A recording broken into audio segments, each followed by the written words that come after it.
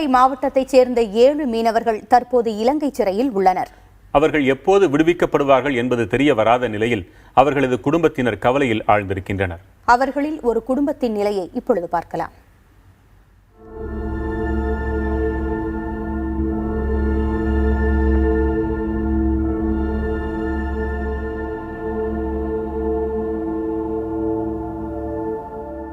புதுக்கோட்டை மாவட்டம் கோட்டைப்பட்டணம் அருகே ரஹமத் நகரில் வசிக்கிறார் செல்வி. இவரின் கணவர் தியாகு கடந்த மாதம் 6ஆம் தேதி மீன்பிடிக்கச் சென்றபோது நெடுந்தீவு அருகே இலங்கை கடற்படையால் சிறைபிடிக்கப்பட்டார். இலங்கை சிறையில் அடைபட்டு ஏறக்குறைய 50 நாட்களாகிவிட்ட நிலையில் கணவரின் நிலை தெரியாமல் தவிக்கிறார் இந்த பெண். போய் 2 மாதம் ஆச்சு. இது எப்போ விட மாட்டாங்கன்னே தெரிய மாட்டேங்குது. அடுத்த வாரம் வந்துடுவான்னு சொல்கிறாங்க. ஆனால் எந்த தகவலுமே கிடைக்க மாட்டேங்குது. நாங்கள் எதிர்பார்த்து ஏமாந்து போகிறது தான் மிச்சமாக இருக்குது. பிள்ளைங்க கேட்கும் போதெல்லாம் அந்த அடுத்த வாரம் வந்துடுவாங்கன்னு நான் சொல்கிறேன். நான் மறந்துடுறேன். அதுக்கு கேட்குதுங்க, நீ சொன்னியம்மான்னு காணாமன்னு கேட்குது. அழுது அடம் பிடிக்குது. ஒன்றும் பண்ண முடியல சார். ரொம்ப ரொம்ப கஷ்டமாக இருக்குது.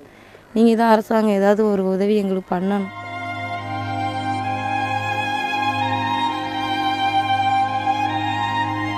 செல்வியின் தாய் தந்தை உட்பட 8 பேர் கொண்ட குடும்பத்திற்கு ஒரே வருவாய் ஆதாரம் தியாகுதான். தற்போது அவர் இலங்கை சிறையில் இருப்பதால் அடுத்த வேளை உணவுக்கும் பிள்ளைகளின் படிப்பு செலவுக்குமாக தத்தளிக்கிறது இந்த குடும்பம். 2 மாதம் ஆச்சு அவர் போய் இப்படிப்பட்டு. 2 மாதமாக சாப்பாடு கூட ரொம்ப சிரமப்பட்டுக்கிட்டு இருக்கோம். ஒரு 4000 3000 2000 ஃபீஸ் காசு கட்ட முடியாமல் டெய்லியும் சொல்லி விட்றாங்க. பிள்ளைய வெயிலில் நிற்க வைக்கிறாங்கன்னு வந்து அழுகுது பிள்ளைங்க வந்து. செல்வியின் தந்தை 15 நாட்களுக்கு முன்பு உடல்நலக் குறைவால் உயிரிழந்த தகவல் கூட இன்னமும் தியாகுவுக்கு தெரியாது. இந்த கடுமையான குடும்பச் சூழலில் தியாகு எப்போது விடுவிக்கப்படுவார் என்பதை எதிர்பார்த்து காத்திருக்கிறது இந்த குடும்பம்.